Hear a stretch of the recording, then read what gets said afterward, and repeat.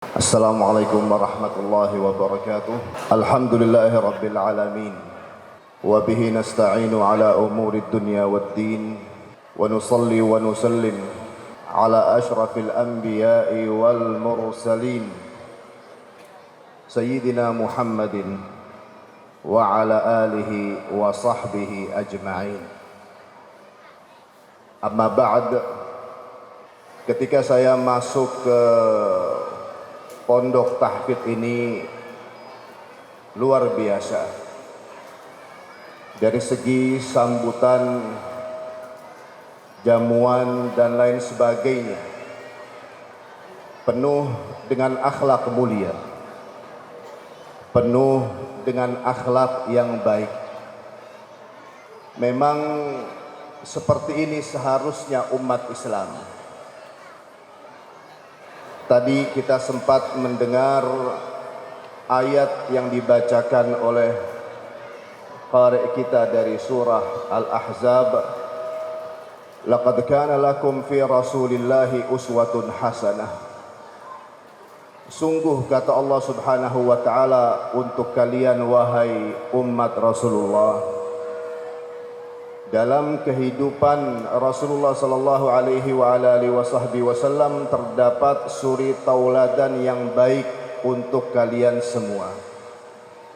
Secara khusus hadirin yang dirahmati Allah, dari segi akhlak, jangan sampai umat Islam atau tullabul ilm, apalagi hafizul Quran atau hafizatul Quran, krisis akhlak, tidak berakhlak.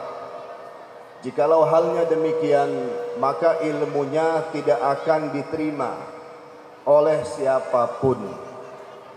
Walaupun ilmunya tinggi, walaupun penghafal Al-Quran, walaupun penghafal hadis-hadis Rasulullah, walaupun penghafal ilmu fikih, pintar, cerdas, akan tapi jikalau akhlaknya bobrok, maka ilmunya tidak akan diterima oleh siapapun, baik umat Islam atau umat-umat yang lain.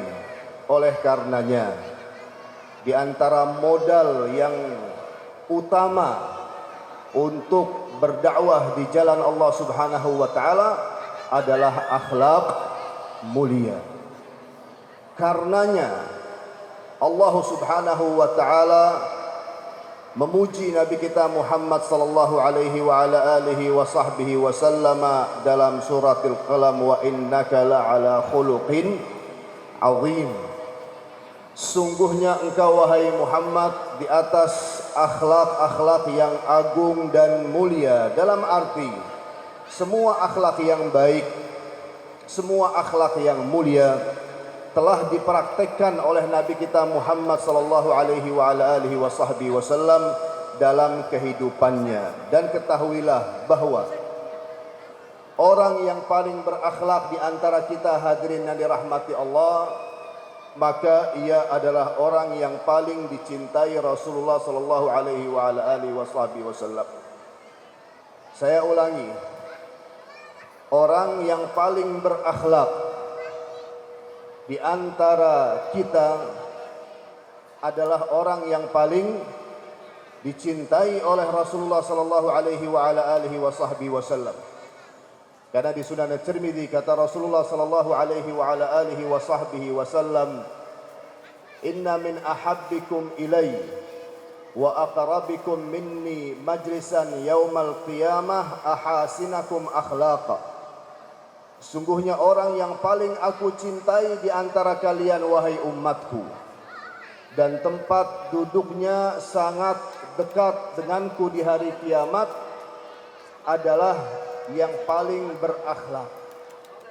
Sementara kata Rasulullah, "Wa inna abghadakum ilai wa ab'adakum minni majlisan yaumal qiyamah." Orang yang paling aku benci di antara kalian dan tempat duduknya sangat jauh dariku di hari kiamat ada 3 kata Rasulullah. Yang pertama, as-sartarun, orang yang banyak ngomong, kemudian perkataannya itu semuanya sia-sia, tidak ada manfaatnya. Yang kedua, kata Rasulullah sallallahu alaihi wasallam, al-mutasyaddiqun, dalam arti orang-orang yang suka meremehkan orang lain. Hati-hati, wahai tullabul ilm, jangan sampai seorang di antara kita meremehkan orang lain karena ilmunya. Atau juga seorang pejabat, jangan sampai dia meremehkan atau merendahkan orang lain karena jabatannya. Begitu juga orang yang kaya raya, jangan sampai meremehkan, merendahkan orang yang lain karena kekayaannya. Itu semuanya ibtila dari Allah Subhanahu wa taala. Itu semuanya ujian, cobaan dari Allah Subhanahu wa taala. Apakah orang-orang tersebut yang mendapatkan kelebihan ilmu, jabatan, kekayaan dan lain sebagainya akan meremehkan orang lain dengan itu semua, akan merendahkan orang lain dengan itu semua atau tidak? Jikalau iya, maka orang tersebut termasuk dari yang dibenci oleh Rasulullah karena tidak berakhlak kepada yang lain. Yang ketiga, kata Rasulullah sallallahu alaihi wasallam, di antara orang-orang yang aku benci dan juga tempat duduknya sangat jauh dariku di hari kiamat adalah al-mutafaiqihun, dalam arti al-mutakabbirun, orang-orang yang menyombongkan diri.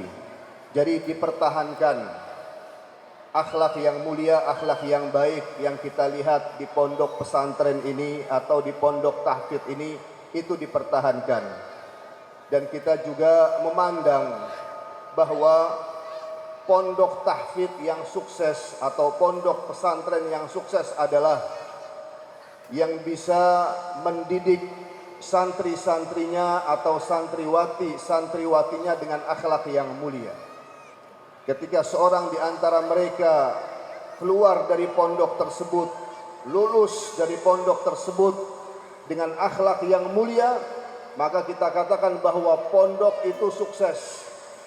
Akan tapi, jikalau ada sebuah pondok yang mengeluarkan para santrinya yang suka meremehkan orang-orang lain, apalagi gampang menuduh yang lain itu salah, bahwa dialah yang benar, atau gampang menyesatkan yang lain karena perkara-perkara cabang dan lain sebagainya, walaupun pondok itu mewah, maka kita katakan pondok tersebut gagal, tidak bisa mendidik santri-santrinya. Hadirin yang dirahmati Allah. Sementara jikalau kita kembalikan kepada sirah Rasulullah sallallahu alaihi wasallam, bisa kita perhatikan bagaimana para sahabat ridwanullah taala alaihim ajma'in sebelum mereka masuk ke dalam agama Islam. Kemudian bagaimana setelah mereka masuk ke dalam agama Islam, setelah mereka mendapatkan pendidikan yang baik dari Rasulullah sallallahu alaihi wasallam, di situ bisa kita nilai bahwa sahabat-sahabat Rasul adalah orang-orang yang berakhlak mulia setelah Nabi kita Muhammad sallallahu alaihi wasallam, karena Rasulullah sallallahu alaihi wasallam berhasil mendidik mereka dengan akhlak-akhlak tersebut. Yang terakhir, ada sebuah hadis yang diriwayatkan oleh Imam At-Tabarani. Kata Rasulullah sallallahu alaihi wasallam bahwa seorang muslim dan juga dengan maknanya seorang muslimah di hari kiamat akan mendapatkan azim darajatil akhirah wa syarafal manazil. Kedudukannya di akhirat sangat agung dan mulia, bahkan dia itu akan mendapatkan derajat yang tinggi yang mulia. Wa innahu la dhaiful ibadah, kata Rasulullah, sungguhnya si muslim tersebut atau si muslimah tersebut ibadahnya itu lemah, akan tapi bisa mendapatkan derajat-derajat yang tinggi atau kedudukan yang mulia di akhirat, kata Rasulullah, bihusni khuluqihi. Perhatikan adab akhlak masing-masing kepada orang tua bagaimana, kepada kaum kerabat, kepada para pemimpin kita, kepada guru-guru kita, kepada umat Islam, kepada semua umat, bahkan kepada binatang pun kita diperintahkan untuk berakhlak mulia. Sementara kata Rasulullah sallallahu alaihi wasallam, bisa jadi seorang muslim atau seorang muslimah yablugh asfala darajatin fi jahannam, akan mendapatkan atau akan dimasukkan oleh Allah Subhanahu wa taala ke bawah api jahannam bisu'i khuluqihi, karena akhlaknya yang buruk. Jadi di situ patokannya. Akhlak baik di samping takwa kepada Allah akan masuk ke dalam surga Allah, sementara akhlak yang buruk maka takwanya itu tidak mendukungnya untuk berakhlak buruk. Dikhawatirkan jikalau orang yang seperti itu bisa sengsara dunia dan juga akhirat. Wallahu ta'ala a'lam. Ini yang bisa saya sampaikan, insyaallah dari apa yang kita dengar dari mau'izah yang singkat ini ada manfaatnya untuk kita semua di dunia dan juga di akhirat nanti. Wa sallallahu wasallam ala sayyidina Muhammad wa ala alihi wa sahbihi ajma'in walhamdulillahi rabbil alamin. Wassalamualaikum warahmatullahi wabarakatuh.